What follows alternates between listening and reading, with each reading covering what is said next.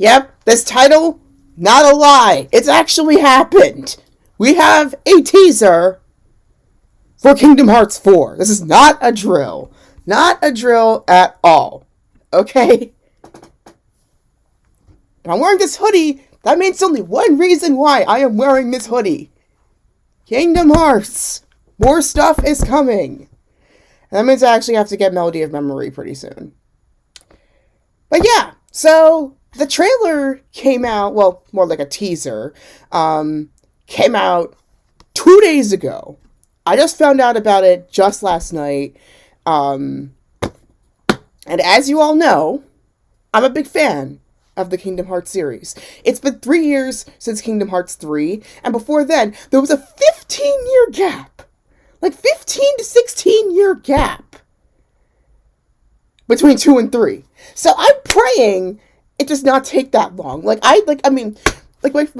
Here's the fun part. So, like when I was in college, Kingdom Hearts 3 was still kind of a hypothetical, right? But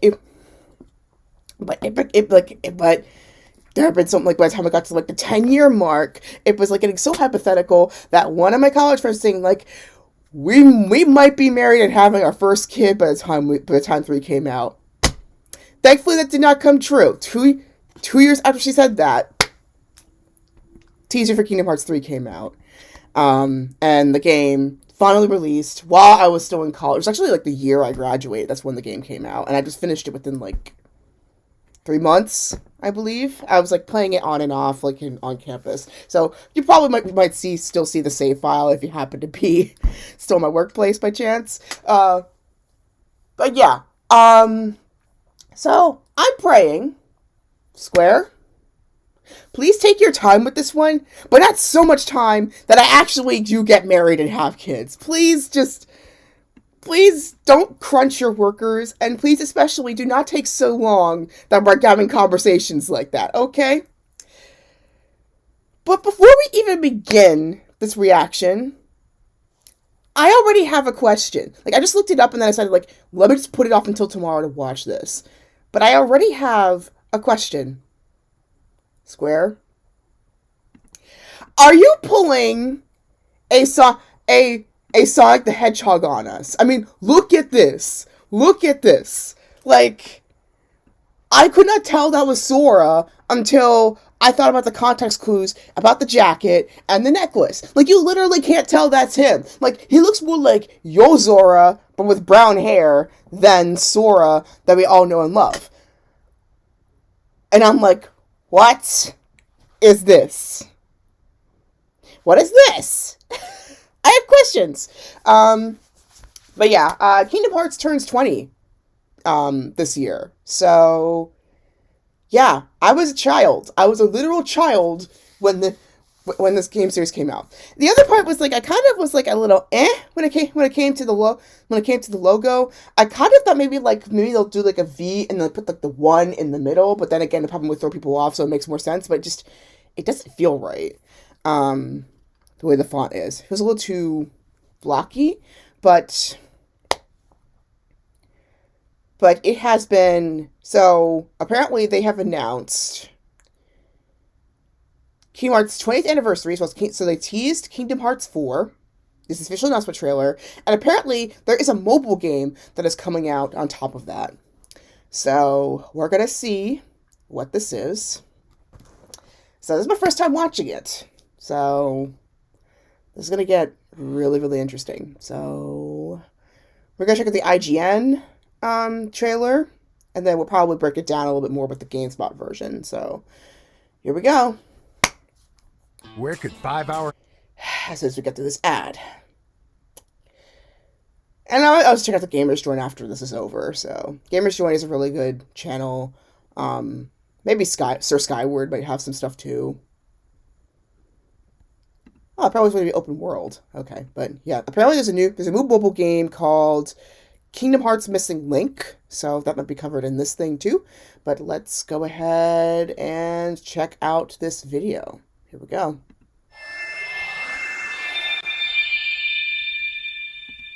I still can't get over it's 20. Oh my god, can I just say that right off the bat? We're 20, like, it's 20. Anyway, let's keep going. Ooh.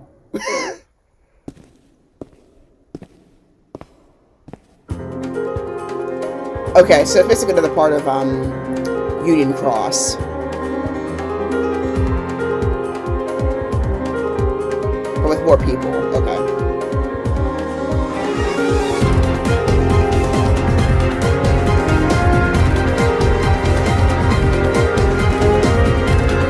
I admit, I was kind of surprised they're even continuing that because honestly, I had a lot, I had a fun initially with Union Cross / Unchained Key until the levels started getting way more repetitive. Like I'm still at Agrabah even after years of like I paused playing, and apparently, however, it started becoming critical to the plot as according to 3. That's the part I was.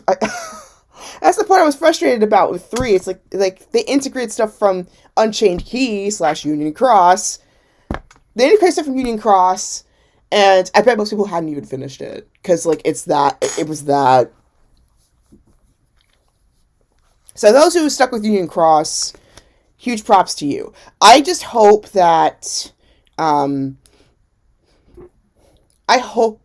mean, I'm going to try and play it more. Hopefully, they might have, like, reduced the levels just a little bit that it makes it keep going. That makes it easier to keep going. Because, like, I've been in Agrabah for, like, years now. I'm tired of being in Agrabah. I want to move forward. Hopefully, they condense the levels just enough that it feels worth keeping going. Because right now, I'm not seeing the worth of keeping going. But anyway, let's see what's it called again? Missing Link is going to have involved.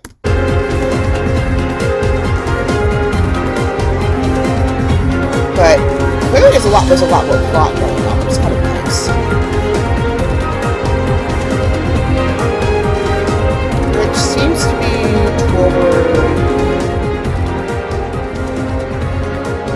It seems to be toward, the Birth by Sleep era, or pre-Birth by Sleep era.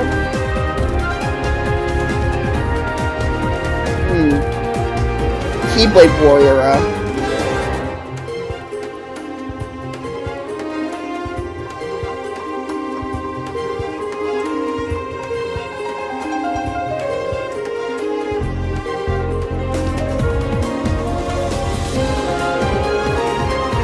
Oh!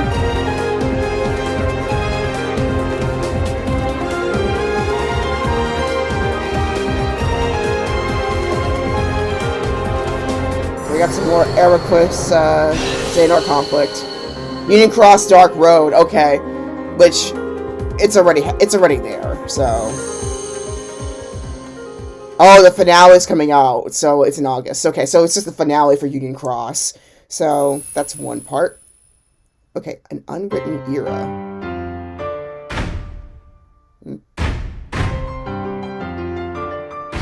Everything is connected.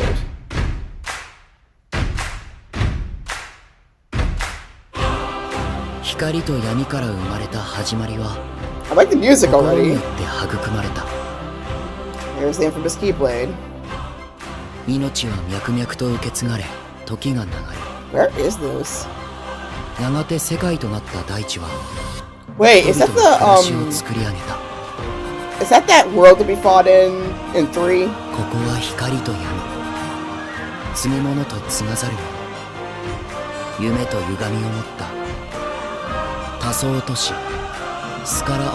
Scala ad Caelum, that's what it is. Ooh! Ooh! Now this is something I would totally try. Okay, this already looks so much better.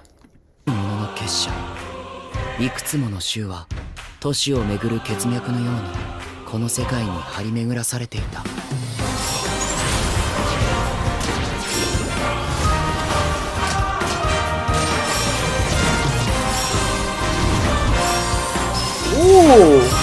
Okay, so it looks like there's like figurines. It's figurines instead of like cards this time, which is going to be really interesting. But now the big question as well is, what's the era this is covering? Because what it kind of looks like it seems to be post Kingdom Hearts 3, for what it seems to be.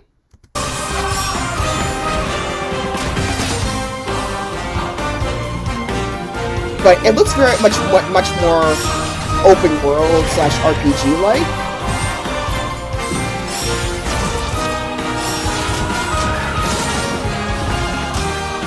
But it would be so nice if like we could like customize the characters.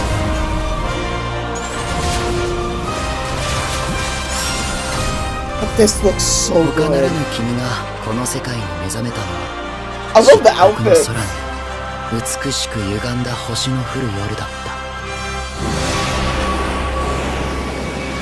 And this is missing Link. That looks so good. Like, I already am excited for that one. And it looks so good. Like, I feel like it's going to take full advantage of modern phones. Because phones have gotten so much better in terms of tech. And this will look gorgeous on there. I just hope it does not turn into Final Fantasy Crystal Chronicles, where, like, it gets partway on the console but doesn't fully go in there. And because, I mean, I really enjoyed Crystal Chronicles, but it just... And I got the idea, but ultimately, apparently, like... Well, Tobias Tantalus, he's a big fan of the Crystal Chronicles series. Apparently, like, in some ways, it did miss the mark on what made the original a hit. So I'm hoping that Missing Link doesn't fall into that territory, even though this is a completely new mobile game, so we'll see. And Scala ad Caelum was one part of Kingdom Hearts 3 that had a big mystery to me. It's like, how did this town start? Why is it so empty? Why is it so empty? Who lived here? What's the history behind it? And so now it's gonna be nice to get some of that history filled in. In terms of when this hits in the timeline, I'm assuming it's after 3. But we'll see when we get more information about Missing Link. All right. Closed beta test in 2022. Sweet. I might sign up for that. And now I think we're into the moment we all waiting for. The Lost Master arc. That's the new arc for Kingdom Hearts 4. I'm guessing to 6. Because it seems to be a lot of these stories are trilogies. So, here we go. Is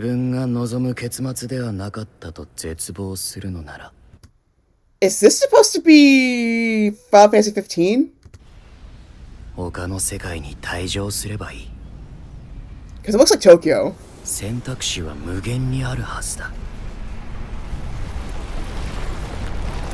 Or are we the masters up here? The heart resides within the soul, which in turn is guided by fate to its rightful place. This looks so realistic. Oh my god. Like, Unreal Engine just got exponentially better.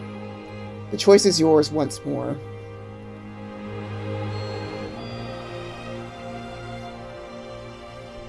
Okay, is this supposed to be Sora? Or is this supposed to be Yozora?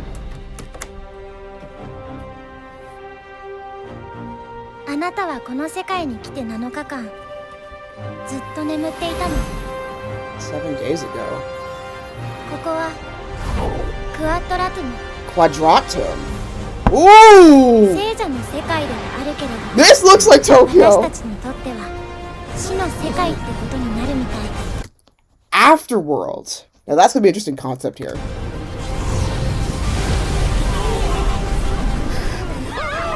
Uh-oh. Uh-oh. Right in the middle of the city. It feels like we're in a Marvel movie now. Uh-oh. And he's gotten more powerful. How? Yo! Oh! I got the cell phones and everything. Oh my gosh. Is he still armed? There we go.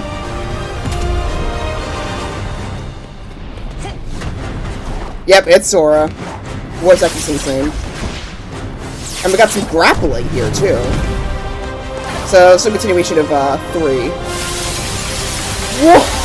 Oh my god! Got a new ability here?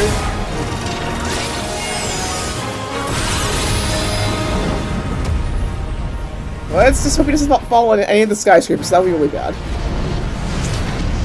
だが一度退場すれば Would you leave this 元 world の世界 behind? に戻れると思うな Okay, who are these people?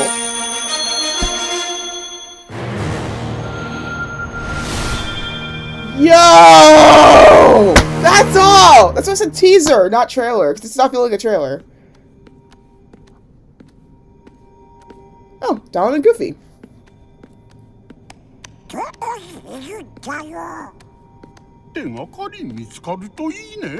Who's he? Oh. おいどこへ行くんだよ Wait a minute! Is that? Oh! Kingdom Hearts 20th anniversary event. A recap video of this event will be available at a later date. Okay, so apparently there was a full event, probably like kind of similar to the Yoko Shimomura concert that happened like a few years back. But oh my God, there's so much happening here.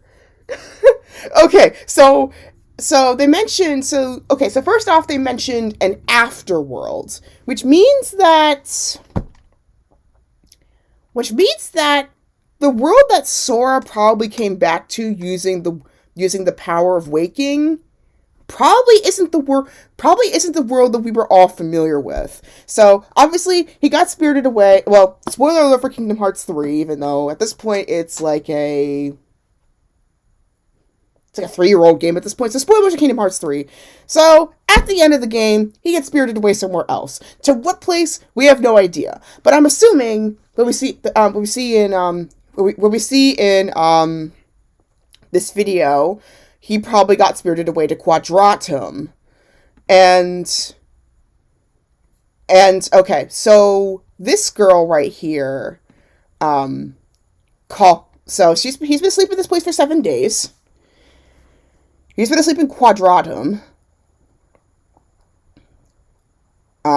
which kind of reminds us of an alternate Tokyo, like an AU Tokyo, but for herself. Okay, so she's another Keyblade master, I'm assuming, or another Keyblade wielder, at bare minimum, or at least somebody who has an idea about how the worlds work. For you and I, it's similar to an afterworld, I suppose. But everybody else is seeing what they're seeing. So, I mean, it goes to show that, like, darkness doesn't necessarily mean, like, being able to cross over worlds doesn't mean, like, everybody's ignorant, obviously. Everybody sees the effects of the worlds, obviously. As shown by Traverse Town and, like, even by Atlantica, by that standard. If you really think about it, with Triton being aware of all this stuff.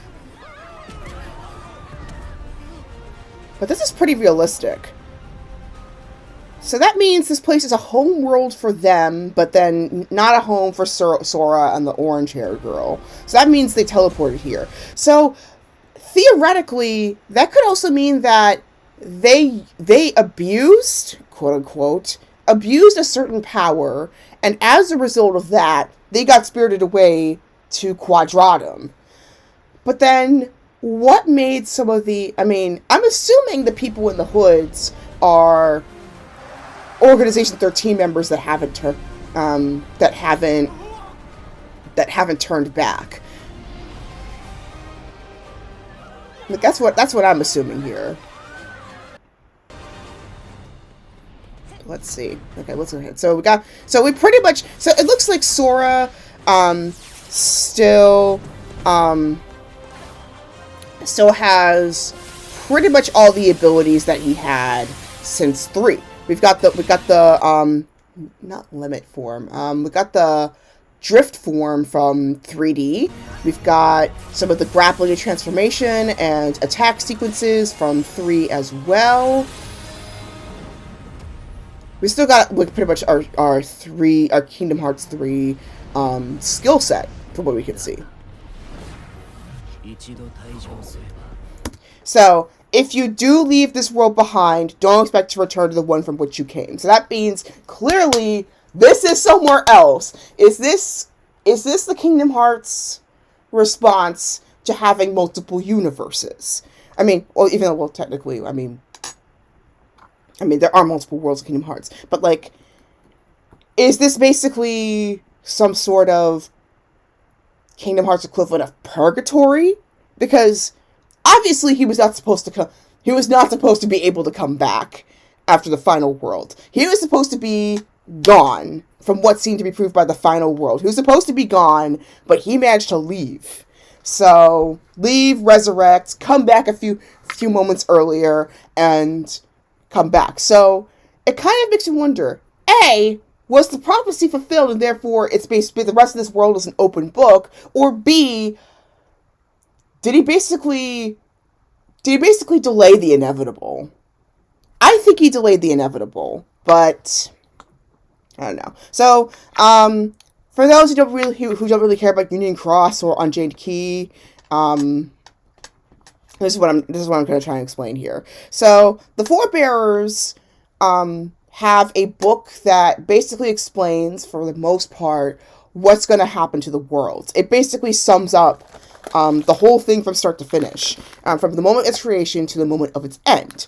And it even talks about, like, who wins the conflict.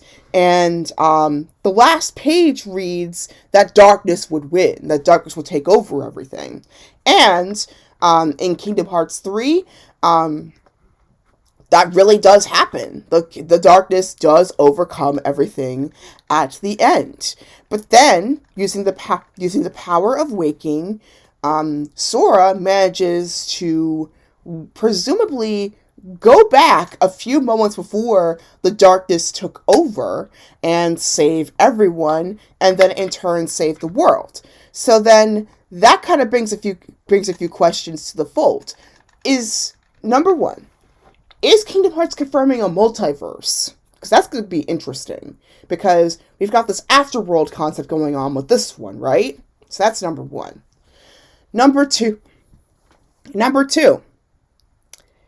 Did Sora actually avert the prophecy, fulfill it, or just delay the inevitable by going back with the power of waking? Because we haven't really gotten an answer to that. Most of my friends say that he did fulfill the prophecy and therefore the rest of the things an open book. I don't think so. I think he just delayed the inevitable by going back and fixing things. Which is the third thing. Does he still have the power of waking, even after all the abuses and getting thrown back to the Quadratum? Go back to the Quadratum. So, those are all questions that I've got. I hope, as well, I still have yet to play, the Reform DLC and Melody of Memory. But I'm going to take my time and play those, down the line.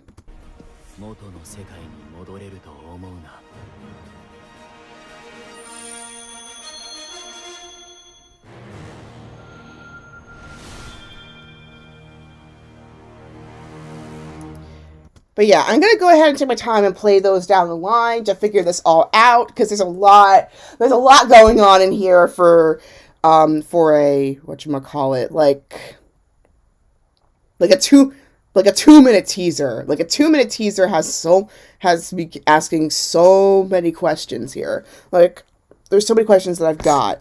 But if anybody has any theories, please feel free to put them down in the comments section or in the chat, because I would love to hear from you, my fellow Keyblade Masters, what this is going to be. So, the Lost Master arc, obviously, I think it's obviously referring to Sora, because he's the only one, if I remember correctly, he's the only one that does not have a Keyblade Master title, and he's really, really close to that, which is ridiculous, because he saved the world not once, not twice, but 3 times, and he still doesn't have the Mark of Mastery. Like, what the heck? So, Riku has it. I think Kairi technically has it, even though she also is still a Princess of Hearts, so there's that. So I'm kind of wondering how they play into this, or it's just going to be mainly Sora. Well, it's obviously going to be Sora alone, but also possibly maybe, like, Donald and Goofy might come into the mix. We'll see. In the second half of the game. But yeah, like, like, whoa.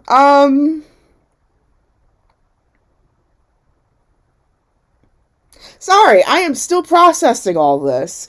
But like, but obviously the Lost Master arc. I think I'm referring to Sora, but there also could be somebody else.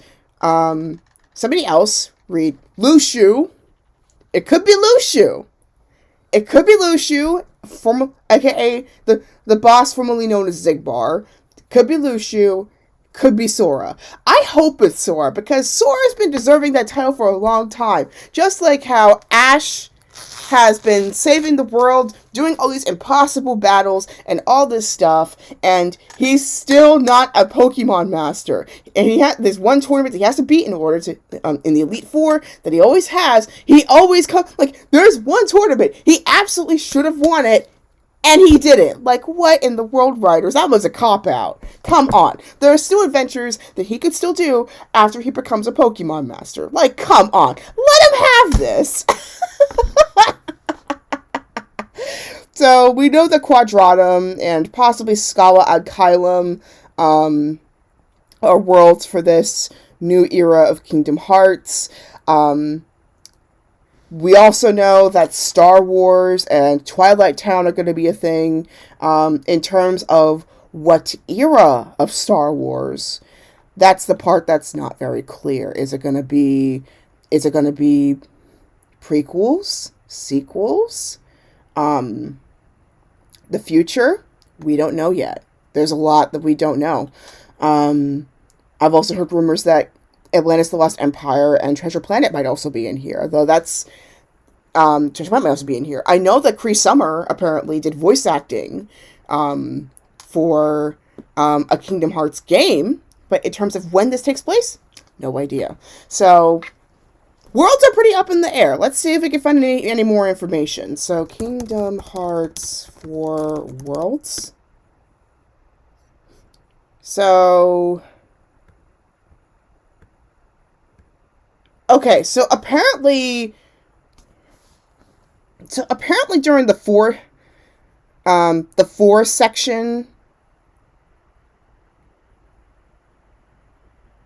the fourth section looks like Endor, which is from episode 6, Return of the Jedi.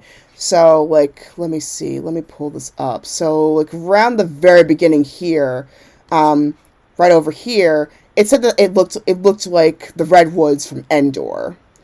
Because we got the teasing shot at the end of 3 with Twilight Town and the Organization 13 members that did turn back in the shadow of a Star Destroyer. So that's him. So it's confirmed that Star Wars is going to be in this series, but in terms of when, we have no idea. But apparently some people with this shot think that this is saying that it's going to be episode 6, Return of the Jedi. So basically sequel era. Sequel era slash, oh, not sequel era, like, that's going to be the original trilogy. Well, Verdant Redwood 4, so this is from Polygon. Let me zoom into this article here. So while much of the announcement trailer for Kingdom Hearts 4 said the Otaku like Quadratum, there's a brief dreamlike sequence in the forest. That forest appears to be teeming with redwoods, much like the forest moon Endor from Star Wars Episode 6. While Verdant Redwood Forest might not be enough to go on, fans noticed one more detail that points to a new Star Wars world. The foot of an ATST. Oh, right up here. Okay, right up top here. So, yeah.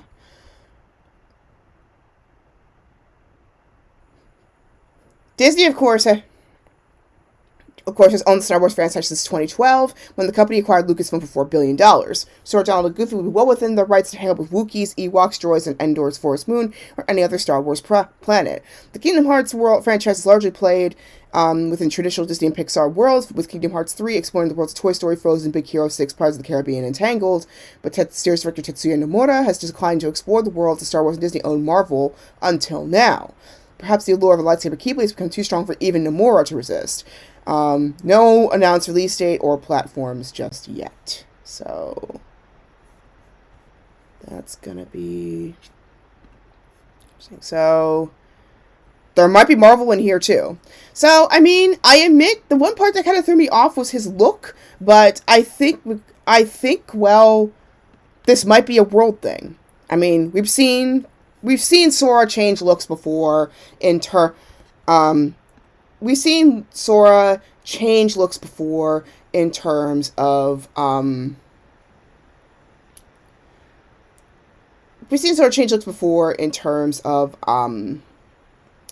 going to various places. Just like various places that he goes to. And the haircut that he has is pretty much expected of a setting like Quadratum, which is very reminiscent of modern Tokyo. Like the haircut here is very much a modern Tokyo aesthetic. Like everything from like the jacket to it just reminds me of some of the Shinjuku fashions that I've seen. But he also looks way more like Yozora in this video than any other one. But I mean, it shouldn't also as well go so far as to change his like overall facial structure, because like right here, like this is him. This was him just one game ago. This was him in 3. And you can tell, recognizably, that is Sora. You cannot question that. And yet here, we had to ask a few seconds, like, is that him? I mean, granted, he might have grown up quite a bit since then, but still, like, this is all here. Like, here, this is from 3. You could tell, that's Sora. Like, that screams Sora. And yet, we had a few questions. I had to question, like, wait a minute, that's Sora? I mean, you can kind of see it now. Like, yeah, it's definitely like it's definitely feel like hitting more of a Final Fantasy aesthetic with this version of Sora. But yeah, you can see why people got pretty thrown off in terms of how he looks here. So, in terms of worlds that could possibly be integrated in this game, we already know that Star Wars is definitely it. We got a definitive shot right here with this picture with the foot of an ATST apparently. So that confirms there is Kingdom Hearts 4. It's going to be original trilogy or sequel trilogy. That's the only thing that we don't know. I'm thinking that maybe it might be original trilogy, what I'm guessing. And then let's see if Venture Beat can give us some more clues. So the realistic makeover is part to help Sora blend in better with the more live-action Disney properties. But I'm still expecting to see Disney worlds inspired by animated films. Kingdom Hearts 3 already changed Sora's look depending on which world he visited. So, yeah, so that's basically what I was guessing, was that I think he looks more realistic here. That kind of threw off people because he's trying to blend into Quadratum. But then again, that other character, Strelizia, I think that's the orange-haired girl, right? Let me see. Strelizia. Oh, no. Yeah. Kingdom Hearts. Strelitzia. Yeah, that's Strelitzia. Okay. Oh, from Master Ava. That's right. Okay. So, this is why I need to, like, they're making Union Cross a major thing. And I admit, I'm not a fan of that, because not many people have played this. Okay, so, what are the dandelions? I was Unicornus.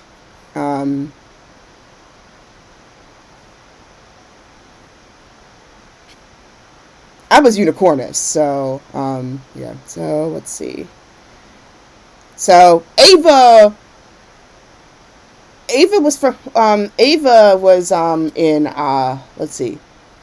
We already know this. Ava was in the,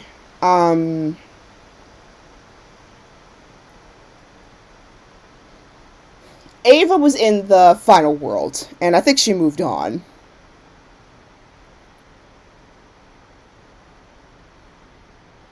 Yeah, I'm sorry, but if for any more For any more hardcore Kingdom Hearts fans, I apologize for not having a more excited reaction when Strelitzia appeared on screen. It's just that I haven't played Union Cross as much for the reasons I already said. So now seeing that Union Cross has become a more important portion, I think I may try to play it more.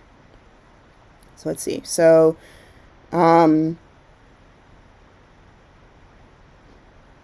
Strelitzia introduced into dandelions and was trained by Ava to prepare for the world outside. Ava approached the Strelitzia, personally explaining to her how the world would soon come to an end, asking that Strelitzia become one of the fine Dandelilanders to succeed the Foretellers. That's what's called, Foretellers, as Union leaders, following the events of the Keyblade War. Find your collection of laws which Union leaders were required to follow. Strelitzia soon came to have her doubts about becoming Union leader because she didn't feel right about leaving those who were not Dandelions to take part in the Keyblade War. Because the player is not one of the Dandelions, Strelitzia resolves that she is telling the truth about the fate of the world. The next day, Strelitzia and Kirithy learn that the player was last seen by an abandoned house and goes to investigate, though the player is nowhere to be found. Suddenly, someone comes out from the shadows and attacks both Strelitzia and her Kirithy, stealing Strelitzia's book of laws given to her by Ava. In her last moments, Strelitzia recalls how she really wanted to speak to the player, carrying Kirithy in her arms as she fades and her heart is released. So I think, in her case, because she didn't fulfill her role as guild leader, and she had a serious regret about that, I think that's what might have brought her back via the Quadratum. Now, in terms of afterworld stuff, that's where I have questions. Okay, but yeah. So clearly, I need to play. I need to play Union Cross a bit more to get more ideas. But yeah, I admit, I still say that unless they condense it a bit more, I just don't see how. I don't see why Square is pushing so hard. I don't see why Square is pushing so hard for, whatchamacallit, for Union Cross to be canon. Like, I feel like they're pushing just a little bit too hard to make it canon. But that might be just me, though. So, let me see. In terms of other predictions, some people, okay, yeah, so it was Hades. I was not going nuts, because like the blue flame and then turning red all of a sudden. It's Hercules. Plus, I mean, Hades did appear, I think, briefly in 3, not just in the beginning, but like at the end, I think.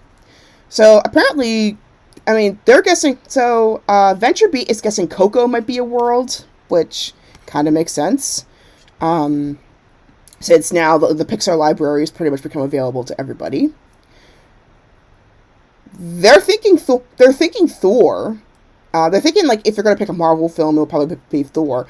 I personally would pick Guardians of the Galaxy, because Guardians of the Galaxy has had increased presence in terms of, like, the video games, and certainly I could see that happening. Though, of course, they could also maybe hint at an Avengers link, as well, given that Square Enix did develop the Avengers game with Kamala Khan, aka Miss Marvel. So, but they're thinking Thor, so it makes sense. And Thor's mythology also includes its own afterlife. And then, since 3 involved a modern interpretation, I mean, obviously with Quadratum, they're obviously not shying away from going more modern. It would make sense they would probably offer a hit like Encanto. And I think especially given all of the stuff that Sora has gone through up until this point, it would make total sense that he would want to heal. He would want to heal himself, like his own interpretation of stuff, especially considering the things he said about how basically up until 3, he's always, it always feel like, even throughout his entire life, he's always felt like there have been multiple people within him, and he's pretty much has always been this vessel for other people, to saving other people. Like he helped Vanitas, he had Kyrie inside him, Kyrie inside him at one point. He had, I think, like at least like one person's birth by sleep. Yeah, he had Vanitas. He had Kyrie. He had so many people inside him that he doesn't really know what himself, like what he is as himself. Like at this point, this is like the first time ever in his entire life that it's just him. That it's just himself. So this would be actually a pretty good world to put in if they wanted to put it in, because Mirabelle is kind of figuring out her own place in the world, and then in turn is also creating a new foundation for herself and her family. So it would make total sense for Sora to be in the Encanto world, for him to figure out what his own foundation for himself is now that he's no longer carrying other people within him, or awakening other people, if that makes sense. He's just reuniting now, and just focus more on just living his life as a Keyblade Master, and being with his friends, who are practically now his family at this point. He also predicted Moana, which would make sense considering all the work they put into the Pirates of the Caribbean world and all the sailing and stuff, and it took a lot of time to get that down. So that's a pretty good prediction. Some predicted that Mary Poppins would jump in here, more so with the Julie Andrews version rather than Emily Blunt version. But I would probably, if they were going to put that in, I could totally see it more in terms of, whatchamacallit, 100 Acre Wood than a fighting thing. And then they also predicted Cars. They also predicted Cars, which they think, like, at least because, like, usually in these games they involve like one transformation that transforms the characters completely from their original form, because it was Atlantica. For two, we continue with Atlantica, but then we also got the Pride Lands. In 3, it was Toy Story, so it makes sense that they would pick Cars for 4, because once again they have access to the Pixar library now, so they have a lot more stuff that they can actually do.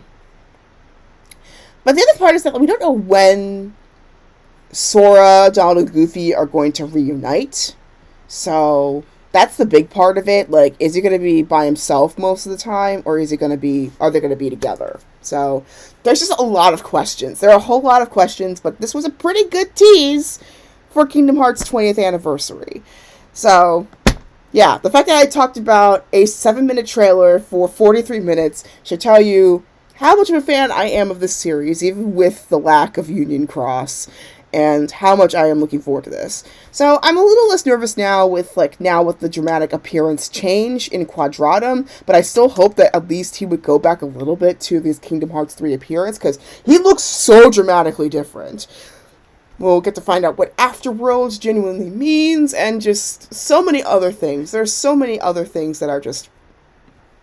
they're just going on. There's so much going on. Oh my gosh. But you know what? Here's one prediction that I will say. I have a feeling, with the way that they're establishing Missing Link, Union Cross, and Kingdom Hearts 4 onwards, I have a feeling. I just have this distinct feeling that this is going to lead to a Kingdom Hearts RPG, where we, the players, become the next generation of the 5 guilds. Like, I have a feeling that this is leading. This might be a really big stretch, but considering how open world this is all starting to feel, I just have, especially with the way that Strelitzia came back through here, I just have this,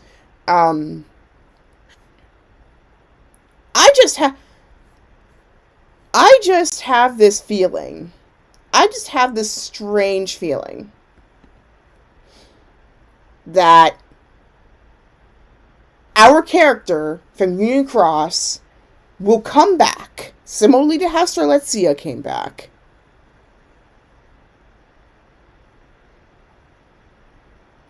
And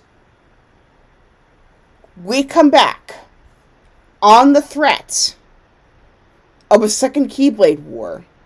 But this time, with Sora's help,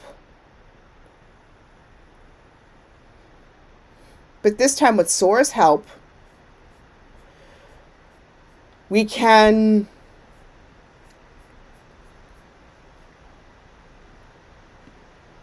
sorry, my brain just went blank. Okay, but this time, so let me just. So I predict there is going to be eventually it's going to lead to an RPG, kind of akin to Sonic Forces, where some of the people who did not survive the Keyblade War will come back. Similar to how Strelitzia came back and Sora came back from Quadratum. And because of all this power of waking stuff and all the transitioning between worlds, we could be on the brink of a second Keyblade War. But this time, we managed to avert it by getting back the Book of Laws for Strelitzia to become the next leader, as Master Ava predicted, and we managed to avert the overtake of darkness once again. And obviously we're going to be fighting the Master of Masters. I mean, that could also be what it's a reference in terms of the Lost Master arc. It could be the Master of Masters thing.